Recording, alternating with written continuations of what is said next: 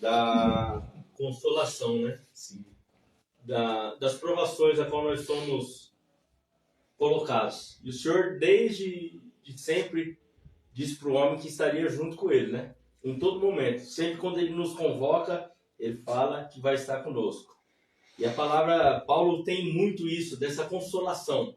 Em Romanos ele vai falar 5:1, ele vai falar, nós somos justificados pela fé, temos paz com Deus e acesso à graça. Só que no 3 ele vai falar, e temos a esperança da glória de Deus, não somente nisso, para que nós possamos nos alegrar nas tribulações. Mas quem se alegra nas tribulações, né?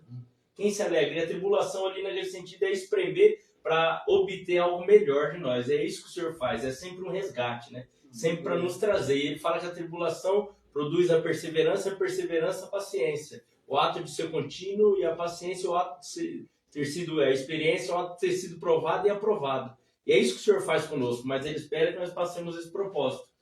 E esse processo que nós passamos, Paulo vai falar aqui na segunda carta aos Coríntios, capítulo 1, verso 3, diz assim: Bendito seja o Deus e Pai de nosso Senhor Jesus Cristo, o Pai das misericórdias e Deus de toda consolação.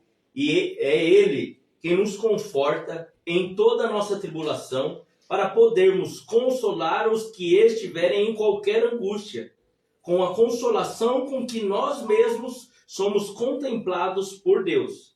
Porque assim como os sofrimentos de Cristo se manifestam em grande medida a nosso favor, assim também a nossa consolação transborda por meio de Cristo.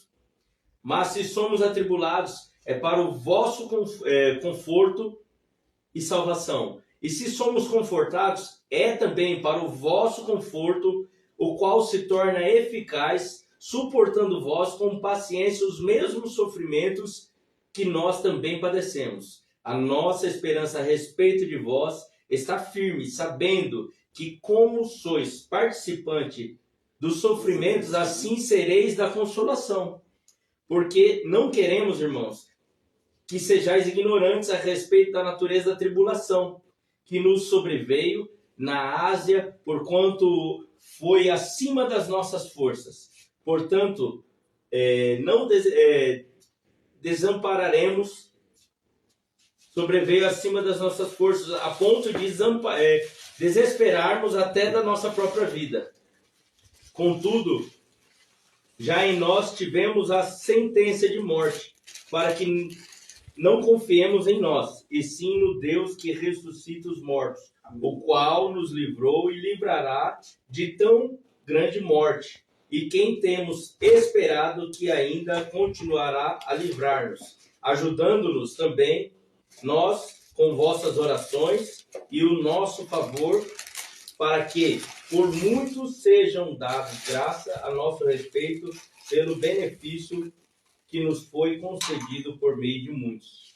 Irmãos, olha, o que me chamou a atenção é o verso 7. O verso 8. Porque não queremos, irmãos, que sejam ignorantes a respeito da natureza da tribulação, que nos sobreveio na Ásia. Portanto, foi acima das nossas forças, a ponto de desesperarmos da vida. Às vezes nós estamos nessa situação, né? Perguntando para o Senhor, e Ele vai falar aqui através desse texto que tudo tem esse propósito, tudo tem um propósito. É o quê? Mostrar a grandeza de Deus. Se nós somos provados, se nós somos atribulados, nós pensamos, Senhor, o que o Senhor está fazendo comigo? Mas é nos aproximando dEle, é nos chamando para perto, porque o nosso socorro, como você no começo perguntou para o nosso pastor Reginaldo, falou, o que te sustenta aqui? Ele falou, a minha convicção em Cristo, a minha fé em Cristo. E essa convicção que nós temos é o que nos leva a esse consolo. Se nós não temos essa confiança, para onde nós vamos correr? Mas aqui Paulo está dizendo, essa tribulação vem para que vocês possam ter estrutura para sustentar aqueles que estão passando por tribulação, para fortalecê-los. E Vocês têm o exemplo de Cristo que passou por toda sorte de tentações, de escárnio, de sofrimentos. E tem também o meu exemplo, porque na Ásia nós fomos atribulados até momento de morte. E ele fala, e desesperamos da vida. E já tínhamos a sentença de morte. Mas, com toda essa sentença negativa, nós tínhamos uma coisa que é demais positiva. A esperança no Deus que ressuscita os mortos. E é essa palavra que o Senhor colocou no meu coração. Eu tinha preparado outra palavra, mas o Senhor, na hora que a gente começou a conversar, essa palavra começou a arder no meu coração. Que nós venhamos olhar sempre para o Deus da nossa consolação, em todo tempo, né? Amém. Ontem eu andava, caminhava assim, eu falei, essa semana foi uma semana tão assim, dedicada a Deus, mas aconteceram tantas coisas, eu falei, meu Deus, mas o Senhor está aqui. A ponto de eu deixar a moto na rua para ir trabalhar, a mulher sair arrastando a moto. Eu mudar de um lugar, colocar no outro lado da rua, outra mulher vir e sair arrastando a moto. Eu falei, Senhor, no dia que eu ia aplicar o estudo, eu falei, Senhor, e o estudo era como ser semelhante a Cristo. Na hora que eu desci o elevador, eu falei, Senhor, eu preciso que o Senhor me acompanhe agora.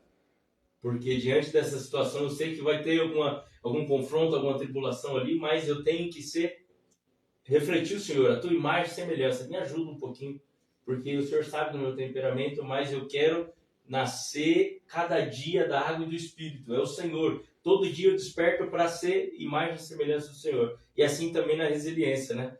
Permanecer firme até a morte, e se possível até a morte de cruz, que nós tenhamos. Nós já temos esse exemplo, né? Que Deus abençoe a vida dos irmãos a semana inteira e que nos fortaleça para o próximo culto na praça. Em nome de Jesus.